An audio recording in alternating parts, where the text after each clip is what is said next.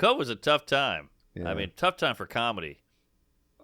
Just you had to go to like do video content. Like you did it great. You put out a special, and you just had to get creative. It kind of separated the men from the boys a little bit. Of like, who's gonna step up and figure something out here? Just gotta keep working, man. I mean, that's also like, what else are we gonna do? It's like life is so fucking boring without stand-up. I love doing this shit. You also think about like what these ancient settlers way back in the day, like what did they do for entertainment before they had phones and all this shit? They gathered around and they played music and shit. It's the same thing when you're not allowed to get together. That's why I think we had this boom after COVID. People were like, holy shit, I get to go out again. That's why we were all selling tickets through the roof. Yes. And that's why it's kind of, hit a plateau a little bit. But I think it'll come back at some point. Totally. And I think there was the government's crazy. Just the world got kind of crazy. Yeah. And so they want to hear someone joke about it, which is healthy.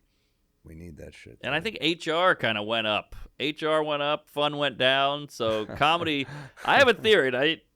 Hold on, buckle up. Tell me what you think about this. I'm fucking buckled, dude. I think I've been watching a lot of these old rock documentaries like Led Zeppelin and whatnot, Beach Boys.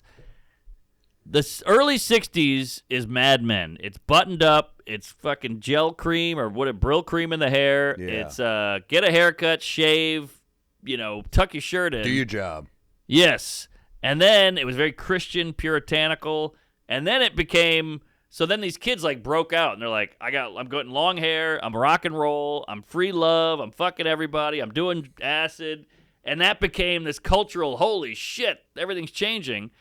Comedy, rock is dead. Who's going to see, who's the last rock band? The Strokes?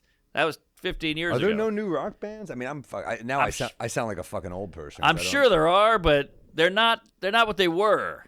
They're not like grabbing you by the balls. Look at that. Wow, that's crazy because everything that comes up is older. This is old shit. Yeah. Green Day, get out of here. Coldplay, I don't even count that as rock.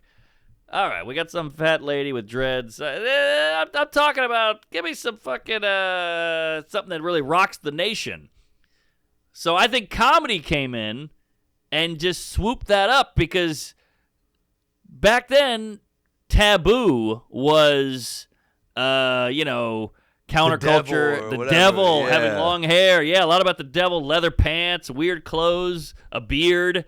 Now, taboo is words. And I think comics come in and say I'm not saying you just go up there and go fucked up words, but there's also ways that comics can reach their audience in ways that musicians can't because, how many musicians have a podcast? How many musicians are like direct to consumer like that? Like we can only, musicians, how many albums can you put out? Whereas we're the same way. It's a special's what, an hour every year and a half, 2 years if you're fucking really on top of it, right? But you can kind of do other stuff. You can do other stuff, and we can talk. I think if you got Metallica in here, it wouldn't be that funny. I think we got pitched somewhere. That Metallica guy could probably talk. I would like to have Metallica in, but they don't need to either. They're probably just like, I'll tour and just make way more money.